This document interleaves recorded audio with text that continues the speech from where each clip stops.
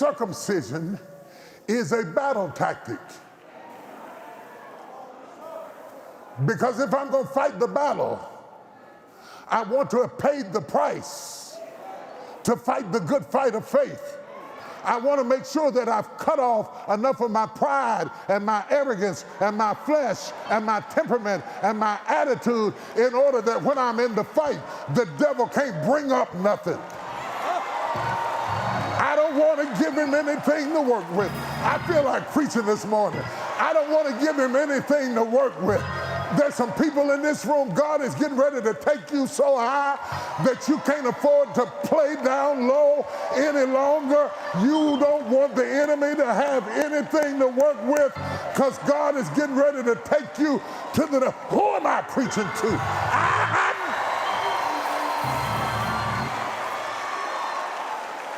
Yeah, if I'm preaching to you, touch your neighbor and say, something is about to happen. Something is about to happen. Something is about to happen. Something is about to happen. Something is about to happen. Something is about to happen. Something is about to happen. I'm cleaning up stuff that I used to let go. I'm saying yes when I need to say yes and no when I need to say no, because something is about to happen. And you say I'm acting funny. Maybe I am, but something is about to happen in my life. Is there anybody in this place that understands the words that are coming out of my mouth? Circumcision is a principle.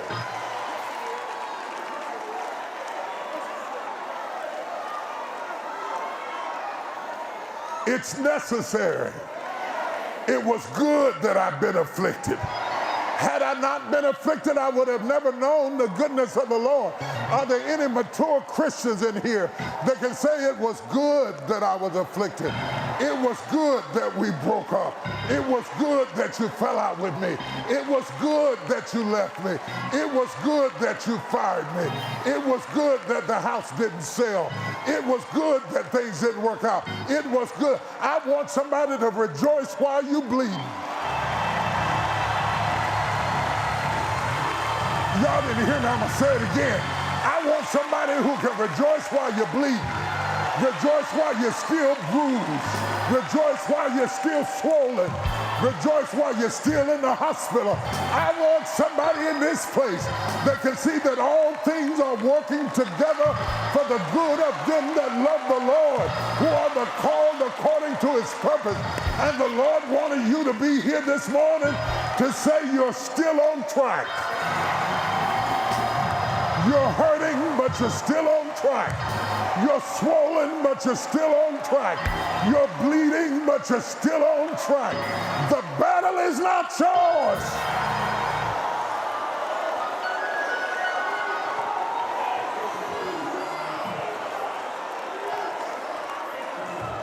It belongs to God. It belongs to God. Somebody holler, it belongs to God. I feel the anointing walking up and down their aisles. I feel the Spirit of the Lord in this place. I feel handcuffs falling off. I hear chains falling to the ground. I see God opening up doors. This word is for you. Before you cross into the next dimension, there's some cutting that's got to be done. Get your scissors out. Snip, snip. It's time to cut away. Stop trying to be polite. Stop trying to fit in. Stop trying to get along. Whatever it takes to get to the next level, snip, snip. It may hurt, but I'm going to cut. I might be lonely, but I'm going to cut. I may cry myself to sleep, but it's got to be cut.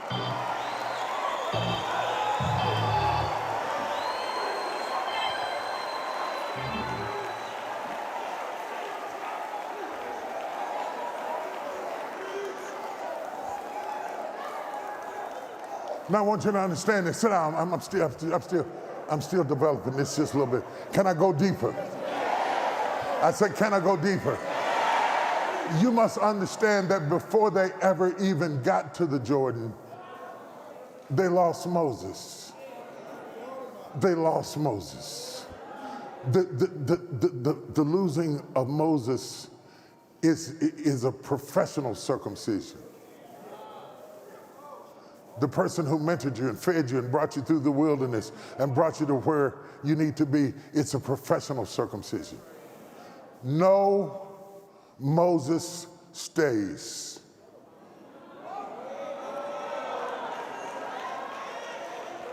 I'm going to say it to y'all, see if y'all get it. No, Moses stays. That's why you have to value them while you have them, because no, Moses stays.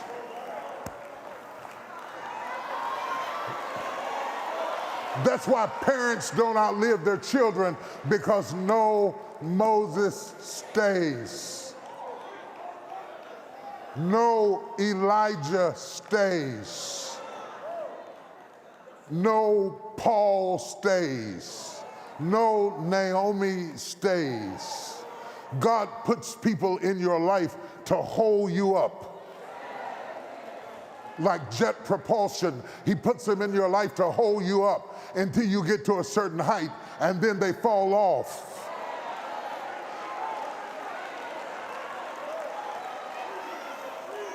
When our purpose is completed, our separations occur.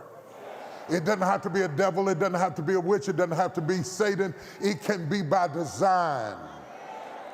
The device attached to the top of a rocket is put there, it's called a payload fairing, and it's put on the top of the rocket, and when they put it on there, they know it's coming off. They put it on for it to come off. The standard payload fairing is typically a cone cylinder object at the top of the apparatus. Due to aerodynamics, it is put in place with the considerations that although other specialized fairings are in use, these are designed to come apart and fall off. The type of fairing that I'm talking about in the illustration, which separates into two halves upon jettisoning into place, is called a clamshell. Like a clam opens up and releases what's important on the inside, it is designed to come off. There are some people in your life that were there for a season and they were designed to come off. And when you get high enough, when you get high enough, when you get high enough, when you get high enough, when you get high enough, when you get high enough, when you get high enough, when you get high enough, when you get high enough, when you get high enough, when you get high enough, when you get high enough, things start coming apart. Things start falling off. Everything that wasn't necessary starts moving out of your way. It's because you're airborne now. I want to talk to some people that are airborne. And everybody that started with you is not staying with you. Everybody that launched with you is not staying with you. But you're right on track. God designed you that once you got to a certain height, they have gone as far as they can go. They have to come off for you to go to the next level. And you've been feeling like your life is falling apart. Your life is not falling apart. It's doing exactly what it's designed to do. It's the principles of circumcision. When you get so high, it's got to come off.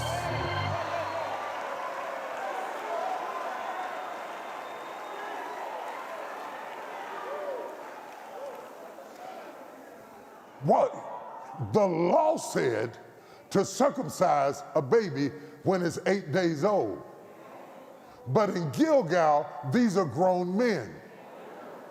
If they would have got cut when they were supposed to, they wouldn't even remember it now. But everything you don't cut when you're supposed to cut it, the later you wait to cut it, the more it hurts. Come on, come on, come on, come on. Stay with me, stay with me. If I would have cut it when I was 20, I wouldn't be fighting with it in my 40s. If I'd have cut it when I was 40, I wouldn't be fighting with it when I'm 60. That's why the Bible said, the day you hear my voice, harden not your heart. The moment I tell you let them go, let them go. Let Lot go, let his wife go, let him pick what he wants to pick, let him rip you off as long as they leave. The children of the bond wife will not inherit with the children of the married wife. Tell Hagar to get out the house. All of this is circumcision. All throughout your life, if you look back over your life, every so often, something fell off. Every time you went a little further, something stepped off. Every time you climbed a little higher, something fell off. If ain't nothing falling off for you, you're in trouble. If everybody still likes you, you're in trouble. There ought to be something falling off for you because you're about to go into the next level. Touch your neighbor and tell him it hurt, but it's worth it. It hurt, but it's worth it. I cried, but it's worth it. I was in turmoil, but it's worth it. I was angry, but it's worth it. I had anxiety, but it's worth it. These light afflictions, which are but for a moment, work for us a far more exceeding weight of glory. For we look not at the things that are seen. For the things that are seen are temporal, and the things that are not seen are eternal. High five somebody and say, cut it off.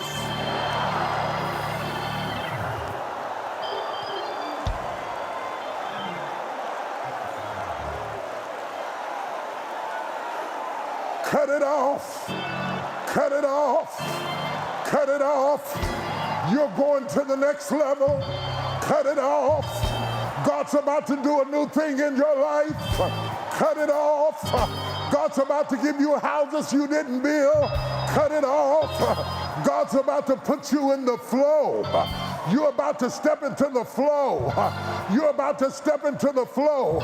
You've been walking through dry places all your life, but God's about to put you in a place where the milk and honey is flowing in your direction. Somebody step into the flow.